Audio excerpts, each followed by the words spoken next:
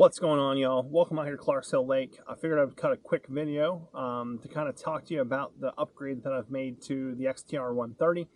So Bonafide recently released an upgraded bow mount plate. This plate is larger than the standard traditional rectangle plate. It mounts a little bit differently. Instead of having 4 secure points, it has 6 secure points. You have to include 2 bolts that go on each side and drill through the actual kayak itself.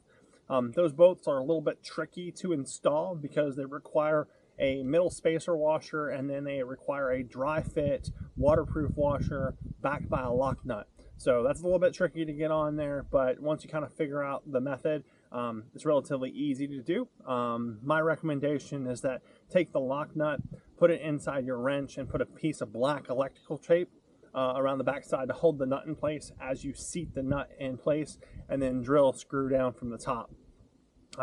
Anyways, kind of getting to brass tacks. The main reason why I moved to this plate was because of bow mount thrust kick.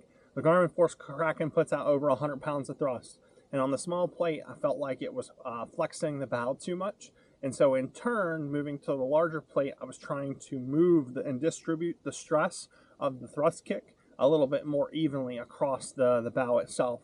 I already see a notable difference. I don't see as much flex in the actual bow itself.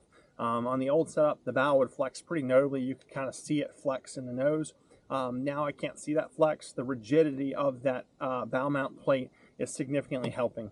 All right, y'all, so let's get down to the brass tacks. If you look at the motor, you can see it sitting up on the plate. When I give it a high-speed thrust, the motor is going to naturally pull and flex. And that pull and flex on the smaller plate was putting a lot of pressure on the nose of the kayak.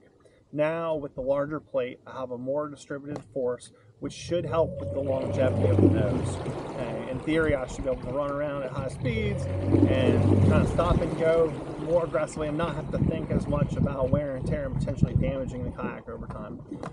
Something else I want to throw in here for you guys is my first impressions.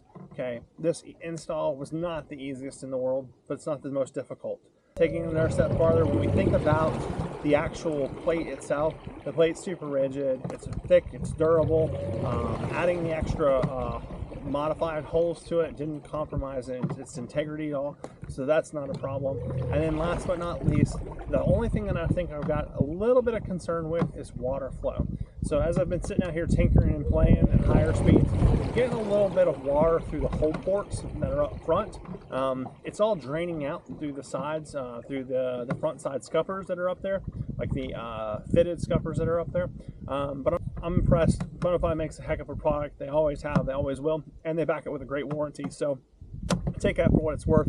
I'm not on team with them. I'm not sponsored by them. I'm riding in this because I think it's one of the best platforms, if not the best platform on the market currently. So anyways, take care, tight lines. If you have any questions, put them in the comments below. Help me out, like, subscribe, follow. Until next time, keep it real.